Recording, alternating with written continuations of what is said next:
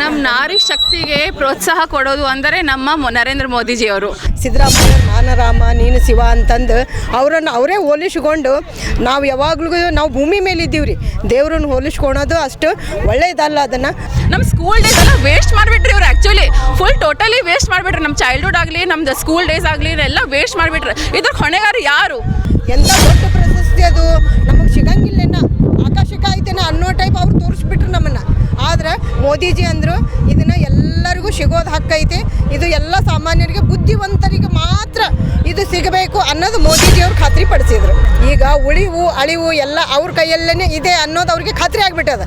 ಅದಕ್ಕೆ ಅವರು ಜೈ ಶ್ರೀರಾಮ್ನು ಅನ್ಬೇಕು, ಬೋಲೋ ಜೈ ಶ್ರೀರಾಮ್ ಅನ್ಬೇಕು, ಜೈ ಭಾರತ್ ಮಾತಾ ಅನ್ಬೇಕು.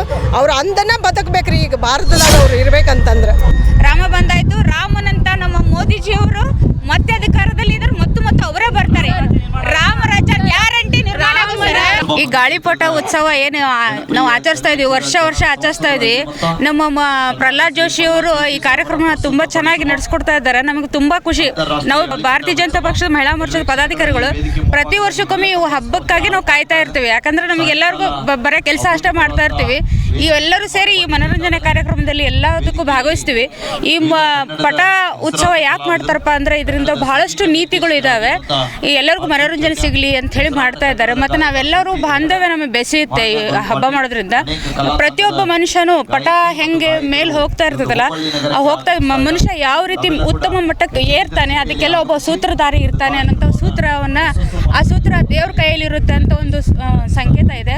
ಮತ್ತು ಅದೇ ರೀತಿ ಎಷ್ಟೇ ಮನುಷ್ಯ ಎತ್ತರಕ್ಕೆ ಹೋದರೂ ಕೂಡ ಮತ್ತೆ ಅವನು ಭೂಮಿಗೆ ಬರಬೇಕು ಅನ್ನೋ ಒಂದು ಸಂದೇಶವನ್ನು ಕೂಡ ಕೊಡ್ತೈತೆ. ಅದಕ್ಕಾಗಿ ಈ ಹಬ್ಬವನ್ನು ನಾವೆಲ್ಲ 2 ದಿನದಿಂದ ಆಚರಿಸ್ತಾ ಇದ್ದೀವಿ. ಎಲ್ಲರೂ ಸೇರಿ ಆಚರಿಸಿ ತುಂಬ ನಮಗೆ ಭಾಳ ಖುಷಿ ಆಗ್ತಾ ಇದೆ. ನಾವು ಹುಬ್ಬಳ್ಳಿಯಲ್ಲಿ ನಾವೆಲ್ಲ ನೆಲೆಸಿರೋದಕ್ಕೆ, ನಮ್ಮ ಪ್ರಹ್ಲಾದ್ ಜೋಶಿ ಅವ್ರ ಜೊತೆಗೆ ನಾವು ಇರೋದಕ್ಕೆ ನಮಗೆ ತುಂಬ ಹೆಮ್ಮೆ ಅನಿಸ್ತಾ ಇದೆ. ಭಾರತೀಯ ಜನತಾ ಪಕ್ಷದಲ್ಲಿ ನಾವು ಕೆಲಸ ಮಾಡೋದಕ್ಕೆ ನಮಗೆ ಅತ್ಯಂತ ಸಂತೋಷವಾಗಿದೆ.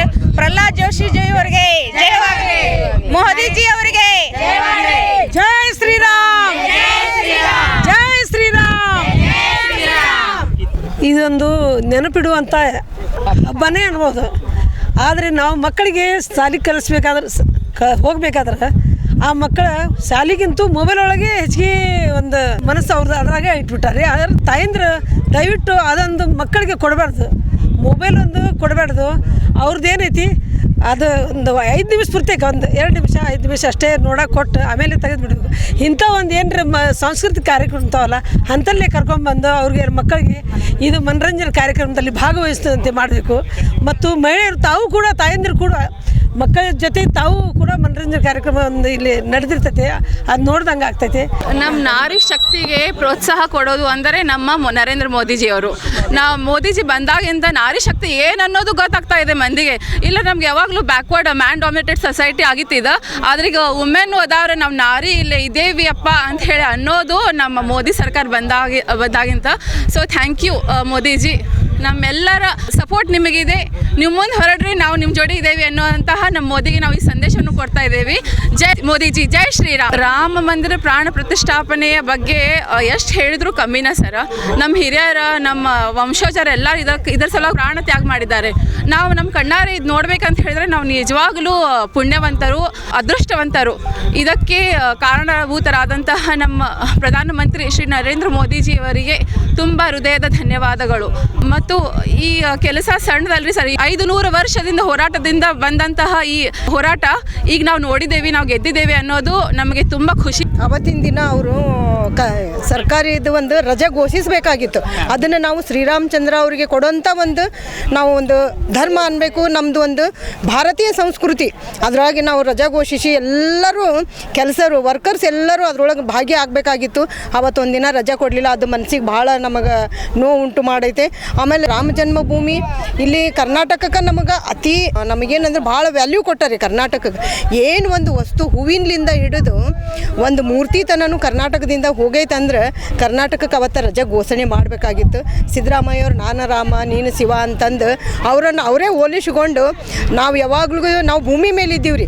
ದೇವ್ರನ್ನ ಹೋಲಿಸ್ಕೊಳೋದು ಅಷ್ಟು ಒಳ್ಳೆಯದಲ್ಲ. ಅದನ್ನು ಅವ್ರು ತಾವೇ ಒಳತೆಗೆ ಕೆಡಕ್ಕೆ ತಂದುಕೊಂಡಾರ ಅನ್ನೋ ಉದ್ದೇಶ ನಮ್ದೈತೆ. ನಮಗೆಲ್ಲ ಭಕ್ತಾದಿಗಳಿಗೆ ಜೈ ಶ್ರೀರಾಮ್ ಅಂತಂದ್ರೆ ಜೈ ಶ್ರೀರಾಮ್. ಅದು ಮೊದಲಿಂದನೂ ಐತೆ ಅದು ನಂದಿದು.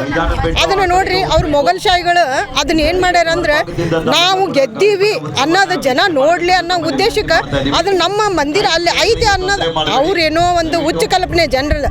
ಮನುಷ್ಯ ಯಾವಾಗ್ಲಿಗೂ ಬುದ್ಧಿಹೀನನೇ ಅಂತ ತಿಳ್ಕೊಬೇಕು ನಾವು. ನಮ್ಮದು ಒಂದು ಯೋಗ್ಯತೆ ಅಳಿಯೋಕೆ ನಾವೇ ನಮ್ಮ ಅಳಿವು ತಂದುಕೋತೀವಿ.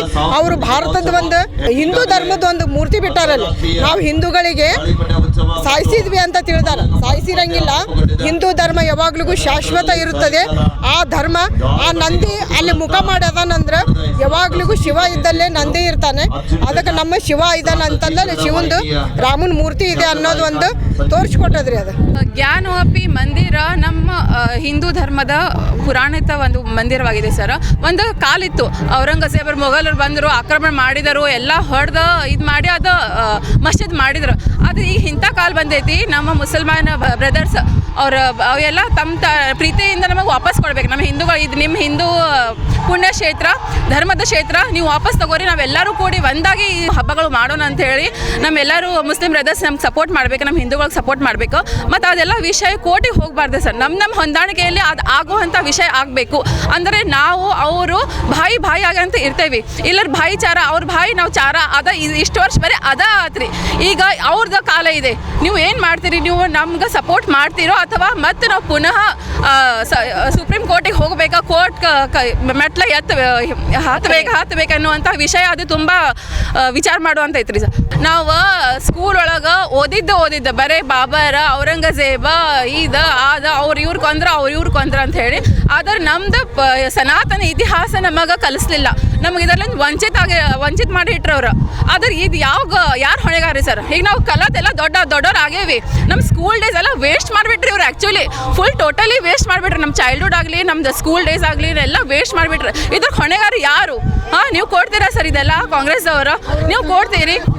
ನಮ್ದೆಷ್ಟು ವರ್ಷ ವೇಸ್ಟ್ ಮಾಡಿದ್ರಿ. ನಮ್ಗೆ ಈಗ ಒಂದೊಂದ್ಸಲ ಅಸಹ್ಯ ಅನಿಸ್ತೈತಿ. ನಾವು ಫಸ್ಟ್ ರ್ಯಾಂಕ್ ಸ್ಟೂಡೆಂಟ್, ನಾವು ಓದಿ ಬರ್ದು ಬಂದಿದ್ದೆಲ್ಲ ತಪ್ಪು ವಿಚಾರ ಓದಿ ಬಂದೇವಿ, ತಪ್ಪು ವಿಚಾರ ಬರ್ದು ಬಂದೇವಿ, ಮತ್ತು ರ್ಯಾಂಕ್ ತೊಗೊಂಡೇವಿ. ಇಂತಹ ರ್ಯಾಂಕು ನಮಗೂ ಬೇಡ. ಇಂತಹ ಸುಳ್ಳು ಹಿಸ್ಟ್ರಿ ಓದಿದ್ದನು ನಮಗೆ ತುಂಬ ಒಂದು ಅಸಹ್ಯ ತರಹ ತಂದುಕೊಟ್ಟಾರ ಇವರು ಕಾಂಗ್ರೆಸ್ ಅವರು. ಇದಕ್ಕೆ ಉತ್ತರ ಕೊಡಲೇಬೇಕು. ಇವ್ರು ಯಾವ ಅಧಿಕಾರದಿಂದ ಎಷ್ಟು ಜನಾಂಗ ಇಷ್ಟು ನಮ್ದೆಲ್ಲ ವೇಸ್ಟ್ ಮಾಡಿದ್ರು ಇವರು. ನಮ್ದು ಫುಲ್ ಲೈಫ ವೇಸ್ಟ್ ಮಾಡಿಬಿಟ್ರು. ಇದನ್ನು ಭಾಳ ತುಂಬ ಅಂದ್ರೆ ತುಂಬ ಹೆಮ್ಮೆ ಅನ್ನಿಸ್ತದ್ರಿ.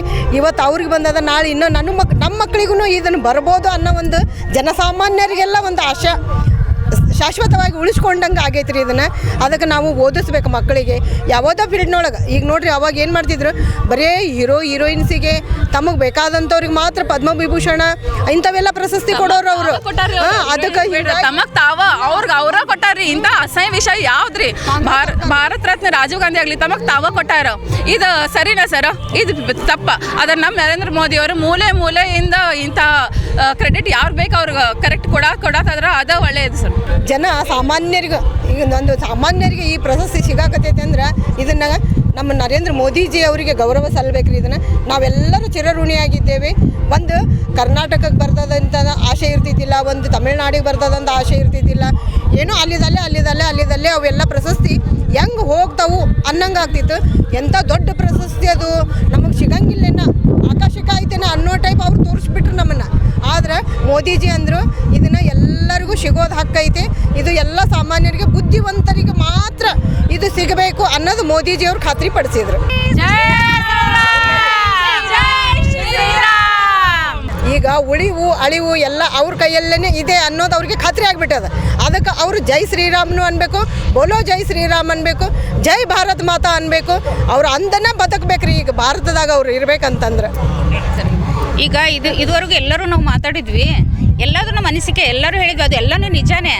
ಆದರೆ ಈಗ ನಮಗೆ ಒಳ್ಳೆ ಕಾಲ ಬರ್ತೈತೆ ಅನ್ನೋದು ಮಾತ್ರ 100% ರೀ. ಯಾಕಂತಂದರೆ 500 ವರ್ಷದಿಂದನೂ ನಾವು ಸನಾತನ ಧರ್ಮಕ್ಕೆ ಅಲ್ಲೆಲ್ಲೆಲ್ಲೆಲ್ಲೇ ಹೊಡೆತ ಕೊಟ್ಟು ಅಲ್ಲೆಲ್ಲೆಲ್ಲೆಲ್ಲಿ ಮುಚ್ಚಾಕ ಪ್ರಯತ್ನ ಪಟ್ಟರು. ಎಲ್ಲ ಲೀಡರ್ಸ್ನು ಮುಚ್ಚಾಕಿದ್ರು, ಸನಾತನ ಧರ್ಮದ ಮುಂದೆ ಬರೋಕೆ ಕೊಡಲಿಲ್ಲ. ಈಗ ಏನಾಯಿತು ಅಂದರೆ ಅದು ಹೇಳ್ತಾರಲ್ಲ ಕಾಲಚಕ್ರ ಅಂತ, ಸನಾತನ ಧರ್ಮಕ್ಕೆ ಸ್ವಲ್ಪ ಕಡಿಮೆ ಇದ್ರೂ ಈಗ ಉತ್ತಮ ಶಕ್ತಿ ಬರ್ತೈತೆ. ಯಾಕಂದರೆ ರಾಮ ಬಂದಾಯಿತು. ರಾಮನಂತ ನಮ್ಮ ಮೋದಿಜಿಯವರು ಮತ್ತೆ ಅಧಿಕಾರದಲ್ಲಿ ಇದ್ದಾರೆ, ಮತ್ತು ಅವರೇ ಬರ್ತಾರೆ. ರಾಮ ರಾಜ್ಯ ಗ್ಯಾರಂಟಿ ನಿರ್ಮಾಣ ಕಾಲ್ಪನಿಕ ಅಂದವರು ಇವರು ಕಾಂಗ್ರೆಸ್ ಅವರು ರಾಮನ ಅಸ್ತಿತ್ವವನ್ನು ಕ್ವಶನ್ ಮಾಡಿದವರು, ಅದರ ವಿರುದ್ಧ ಅಡ್ವೊಕೇಟ್ಸ್ ಅನ್ನು ಇದು ಮಾಡಿದವರು ಇವರು ಜೈ ಶ್ರೀರಾಮ್ ಅನ್ನಕತ್ತಾರ ಅಂದ್ರೆ ನಮ್ಮ ಸನಾತನ ಧರ್ಮಕ್ಕೆ ಜಯವಾಗಲಿ. ವರ್ಷ